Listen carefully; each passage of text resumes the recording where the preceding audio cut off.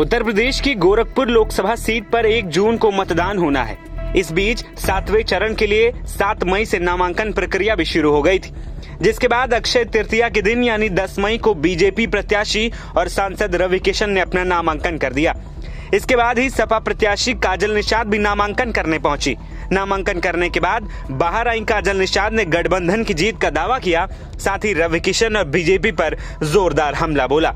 वे बेटी बचाओ बेटी पढ़ाओ का नारा तो देते हैं, लेकिन खुद की बेटी को और खुद की पत्नी को भी न्याय नहीं देते हैं। उनकी पत्नी उनकी बेटी कह रही है हम कोर्ट में जाएंगे, डीएनए टेस्ट करवाएंगे कि आप हमारे पिताजी हैं। उनकी पत्नी कह रही है आप हमारे पति हैं। 1995 में हमारी शादी हुई थी।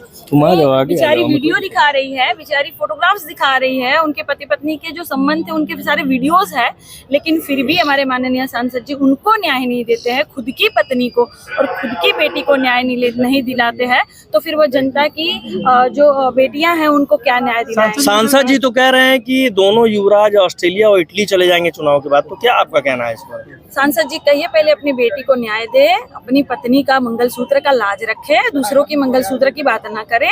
यहाँ मंगलसूत्र जो है उनकी लाज यहाँ भारतीय जनता पार्टी ने नहीं रखी। नोटबंदी में हमारी महिलाओं के, बहनियों के, माताओं के मंगलसूत्र बिके हैं। यहाँ पे कोरोना काल में ऑक्सीजन के जुगाड़ में मंगलसूत्र बिके हैं। महंगाई की मार से इतनी महिलाएं दबी हुई है कि घर चलाने के लिए मंगलसूत्र बिके हैं।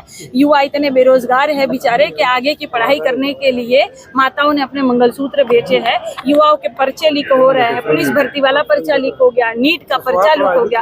भारतीय जनता पार्टी की सरकार में जितने लव लेटर लीक नहीं होते मेरे भाई, उतने तो पर्चे यहाँ लीक होते हैं। लेकिन इस बार जितनी हमारी महिलाएं हैं, जैसे रोटी के पलटावल जाला, रोटी एक तरह रही तो जर जाए ना तो कच्चा रह जाए, तो रोटी के उल्टी पलटी करके खाए लायक बनावल जाला, वही दरे अब की सरकार के उल्टी पलटी करो। गोरखपुर की जनता का कितना समर्थन मिल रहा है और क्या कहना चाहेंगे सांसद जी से आप? क्योंकि देखिए मैं यहाँ की बहुरिया हूँ, मैं यहाँ की लोकल हूँ। सांसद जी फिल्मों में बहुरिया बनकर भैया देखे होंगे आप लोग भी, हैं फिल्मों में बहुरिया बनते हैं। हम तो यहाँ की बहुरिया है, हम तो यहाँ के लोकल है।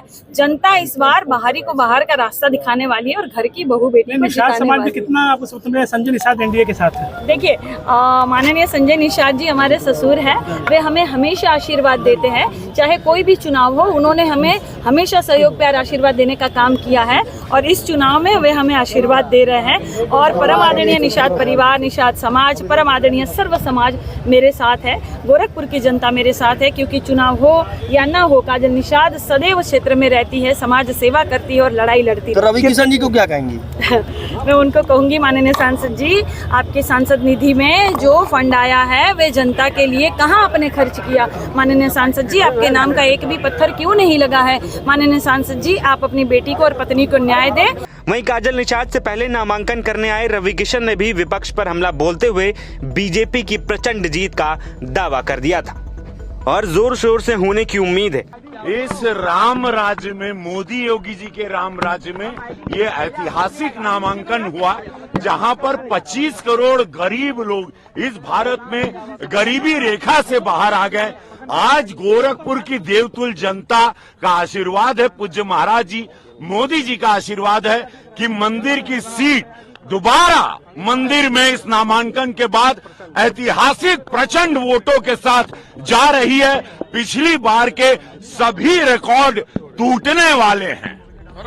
वहीं बीते दिनों चुनाव प्रचार में जुटी काजल निषाद को हार्ट अटैक आ गया था, जिसके बाद उन्हें लखनऊ रेफर कर दिया गया था, जहां से स्वस्थ होकर वो गोरखपुर वापस आई हैं और एक बार फिर चुनाव प्रचार में जुट गई हैं। इस दौरान वो बीजेपी और रवि किशन पर खुलकर हमला बोल रही हैं, तो वहीं रवि किशन भी पीछे नहीं है, अपनी प्रचंड जीत का दावा कर रहे हैं और विपक्षी नेताओं पर जमकर हमला बोल रहे हैं। एनबीटी ऑनलाइन की रिपोर्ट।